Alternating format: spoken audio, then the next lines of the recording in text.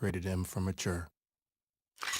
The weapons need to feel heavy and powerful, and when you blast something, you want to see lots of chunks.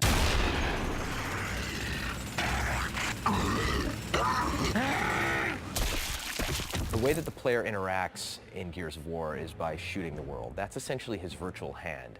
And what he does is he essentially reaches out and touches the environment. He's touching his enemies to eventually defeat them by unloading bullets into them. The gun is the only thing keeping you alive in the game, and so you're constantly sort of looking for the next good weapon, the next weapon you can find, the next piece of ammo, and it's sort of that search. It sort of gives you that bond of that this is what I need to survive. The weapons in Gears generally tend to shy away from some of the kind of laser beamy weapons you see in a lot of sci-fi environments. It was really more about something that looks like a gun, feels like a gun. It's really why we sort of went with sort of this kind of Vietnam-esque type of weaponry, that everything is a ballistics weapon, everything feels real. There's not energy weapons, not laser weapons. So your arsenal has expanded in Gears 2, and we have these heavy weapons. The first one's called the Mulcher. It's a heavy Gatling gun. Kind of based off the Predator, kind of raw, you know, just go crazy and mow everything down. We have a long-range mortar, which is heavy as well. You can take out enemies from what feels like it's about half a mile away. Again, you have to plant it and you have to crank it to get to whatever trajectory you shoot. We have the Scorcher, which is our take on a flamethrower. If you reload the gun perfectly, the shot goes further and it burns your enemies to a crisp, and there's much screaming and rejoicing when that happens. And then we have a really cool weapon called the Gorgon, and this is kind of a semi-automatic pistol. And this works well because you can take your enemy hostage and then grab this pistol and essentially take them out in a very quick and dirty fashion. We've added a new grenade, which is the poison gas grenade, what we call the ink grenade. The poison grenade is this crazy little, I don't know, grub or something, and it's filled with this poison gas, and they have it in a little cage on the end of the chain, and they'll fling it out, and it'll hit the ground, explode, and it'll emit all this crazy ink or poison gas. My favorite weapon in the game has to be the torque bow. I just love the whole, like, the fact that it sticks and they have a moment of pause to know that they're about to die, and then they pop, I just love. And what's great in Gears 2 is we've actually added dialogue for that pause, that we actually have the event of, and something explosive is stuck into you, and you get, you know, so people have that half second to go, uh-oh, and then blow up. In adding more into the Gears franchise, we wanted to basically continue the idea of the executions that were in the first one. When you play multiplayer of Gears, it's not just about playing it, it's also about watching it. If you die in Gears, you're forced to watch for a little while. That's a very powerful thing when you know other people are looking at you. And if you knock your enemy down, he's trying to crawl away, and you have an option to do all sorts of cool, nasty, hideous things to him, you're going to do it, and you're going to get a good reaction from the crowd.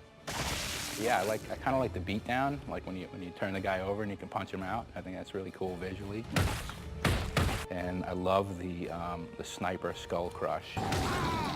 You know, he just takes that sniper rifle, swings it over his head, and you can just flatten dudes, which is great. And I still like the curb stomp. I mean, but now we turn the guy over and you can crush his head from the front. One of the ways we were trying to incentivize gamers in the first Gears to use some of the chainsaws moves and some of the executions was to put them in God mode, essentially. Starting Gears 2, nobody was a fan of that idea. They didn't want players to be protected at all when they were doing an execution. So actively, when you're playing the game and somebody is in front of you and you want to show off for your friends and do a cool execution, you're making a choice that this is going to take 2.5 seconds to pull off, and you better make sure that the area is clear before you show off.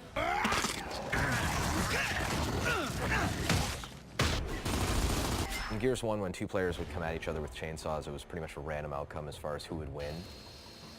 And in Gears 2, we actually wanted to make it A, very cinematic, and B, have an actual game mechanic that was implemented.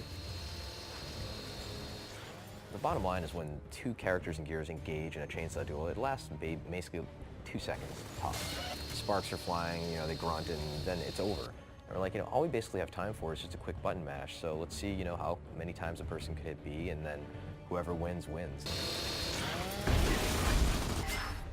One word, blood. It's a bigger game. It's just bigger scope, larger creatures, more epic scale, etc. And we want to make sure that the player still feels like what he's doing in this universe matters. Nothing says I'm doing damage more than just seeing a blood effect come off of them. And so we've been doing that. Even our bigger creatures, we actually added gore skeletons so that when you can shoot them, you can actually have things fall off of them. I mean, you can just blow guys up to smithereens now. You will see entire chunks coming out of them. The pieces fall around and they're floppy and they're not, you know, they don't just sit there and hang out, right, and then fade away. They flop around and leave blood splats everywhere.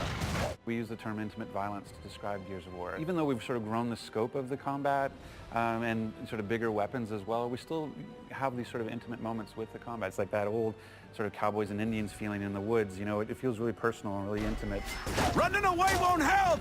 I'll just shoot you in your asses!